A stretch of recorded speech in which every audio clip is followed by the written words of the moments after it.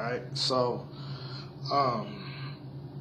just reading that scripture, and if you could read the whole chapter, and it goes into basically the regathering of Israel and the kingdom. So that's going to happen in these last days. So yes, the Israelites are still among the heathen, and let's continue. All right. Matter of fact, let me. All right, this is Jeremiah 23:5. Behold, the days come, saith the Most High, that I will raise unto David a righteous branch. That branch is Christ, Yahushua, and a king shall reign and prosper, and shall execute judgment and justice in the earth. In his days Judah shall be saved, and Israel shall dwell safely, and this is his name whereby he shall be called, the Lord over righteousness. So, and again, like I said, and if 1948 was the day them fake Jews got back, they not dwelling safely, where's the Lord at? Where's the justice? Where's the judgment? Okay? But the point is coming up about being spiritual Israel. Alright. So, verse 7, therefore, behold, the days come, saith the Most High, that they shall no more say, the Most High liveth, that which brought up the children of Israel out of the land of Egypt, but the Most High liveth, which brought up and which led the seed of the house of Israel out of the land of out of the north country. Let me read that again. But the Most High liveth, which brought up and which led the seed of the house of Israel out of the north country, and from all countries whither I have had driven them, and they shall dwell in their own land. So the scripture says the seed. Matter of fact, you know what? I won't even. That's self-explanatory. I was gonna get the definition, but the seed is clear. The seed of Israel is still evident and present in this earth right now. Matter of fact, let me cut that real quick with Jeremiah. This is Jeremiah 31, and I'll start at 34. Now, and if you read Jeremiah 31 to 33, you see that the new covenant, so the New Testament, the new covenant was going into talking about for Israel. But first, I'm going to just go real quick and read 34.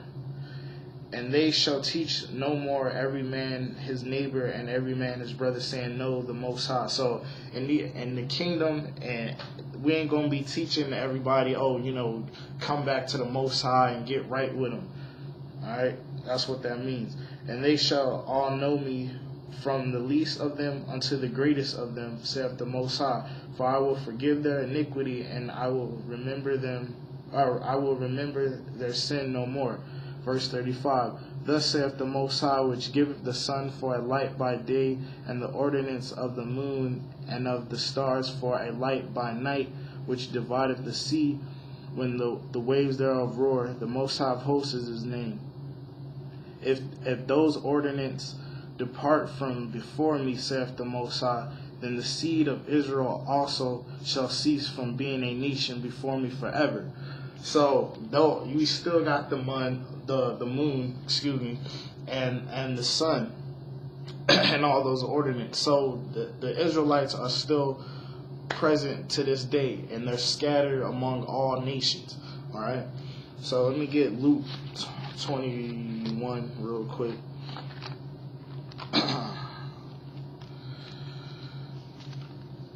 Just to show what the Lord said. Just so we can just get it clear cut that the Israelites are not supposed to be in Israel. So they're not supposed to be half in Israel and then they're everywhere else, but they're in in their rulership. Because we know the Edom, the so-called white man, the fake Jews rule the earth. So because like I saw on the comment board, dude was talking about the fate, the Jews, the Jewish, they have strong military and they can provide for the people. Israel's supposed to be under curses, according to the curses, and even in Revelation, the 12th chapter, it talks about how Israel would be fed by the face of, by the hand of the serpent.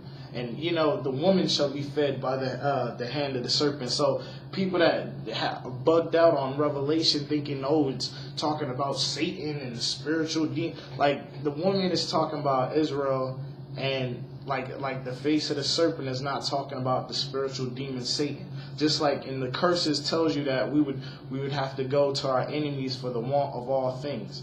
Okay, so that ain't talking about you fake Jews, because y'all own the world, So we hear Luke 21 and 24. And they shall fall, the day is talking about Israel, shall fall by the end of the sword, and shall be led away captive in all nations, and Jerusalem shall be trodden down of the Gentiles until the times of the Gentiles be fulfilled. And that fullness of the Gentiles is 2 Maccabees 6 and 14 is talking about their sins. So once the sins reached its max, that's when things will start changing, and they'll fall out of power. All right. So, but we know that we're in captivity among all nations, right? So, just to show a few scriptures showing that Israel, and that scripture letting you know that Israel is still scattered among all nations. Jeremiah 23, Jeremiah 23, just showing that when the Lord comes back, then we'll be taken out of where we were scattered. All right. So, matter of fact, let me stay in the Gospels. Let me go to Mark. I don't have everything in order, but just showing my points.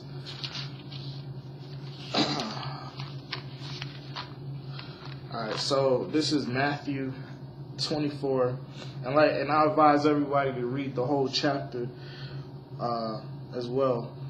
But let me get my points out. So Matthew 24 and